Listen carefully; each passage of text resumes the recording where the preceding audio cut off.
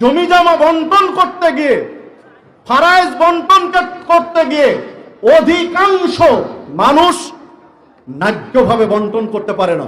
যে ছেলের প্রতি তার দুর্বলতা বেশি, মহব্বত বেশি, ওই ছেলেকে বেশি দিয়ে দিচ্ছে, মেয়েকে ঠগিয়ে দিচ্ছে। আপনার 10 লাখ টাকা শতাংশ ছেলেকে দিয়ে গেলেন, আর মেয়েকে দিলেন 2 লাখ শতাংশ। যাদের দিয়ে যায় তারা আনন্দ করে, আর যাদের দিয়ে গেলাম তাদের কারণে আমরা শাস্তি ভোগ করি। জমি জমা বন্টন করতে গিয়ে, ফারাইজ বন্টন করতে গিয়ে অধিকাংশ মানুষ ন্যায্যভাবে বন্টন করতে পারে না, ন্যায়সঙ্গতভাবে ফারাইজ বন্টন করে না। ছেলে মেয়েদের মধ্যে যে ছেলের প্রতি তার দুর্বলতা বেশি, মহব্বত বেশি, ওই ছেলেকে বেশি দিয়ে দিচ্ছে, মেয়েকে ঠগিয়ে দিচ্ছে।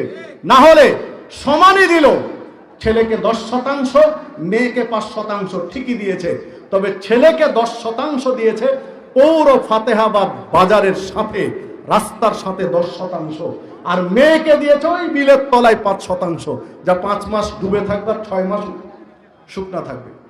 বাস্তবতা এটা। মানে মেয়েকে দিয়েছে ওই বিলের তলায়, যা 6 মাস ডুবে থাকবে পানিতে, 6 মাস শুকনা থাকবে। আর ছেলেকে দিয়েছে পৌর ফাতেহাবাদ বাজারে, একদম রোড সংলগ্ন, কার্পেটিং রাস্তার সাথে। বলেন, এটা দিয়ে গেলাম, ঠিক আছে। ওই জমির দাম ছিল ভ্যালুয়েশন অনুযায়ী 2 লাখ টাকা শতক, আর এই জমির দাম হচ্ছে 10 লাখ টাকা শতাংশ। অনেক সময় এরকম হয় না?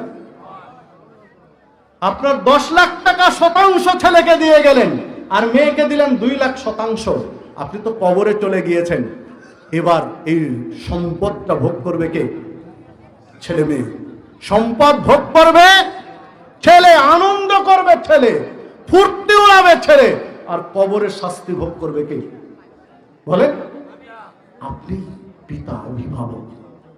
যাকে দিয়ে গেলেন তার কোনো আফসোস নেই, ও একবারও ভুলেও বলবে না যে বাবা 10 শতাংশ দিয়ে গেছে, আমি 2 শতাংশ এই মাদ্রাসা বা মসজিদে দিয়ে দেই, বলবে না।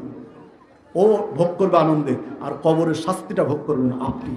এইরকম বোকা শ্রেণীর মুসলিম আপনি, আমি। যাদের দিয়ে যায় তারা আনন্দ করে, আর যাদের দিয়ে গেলাম তাদের কারণে আমরা শাস্তি ভোগ করি।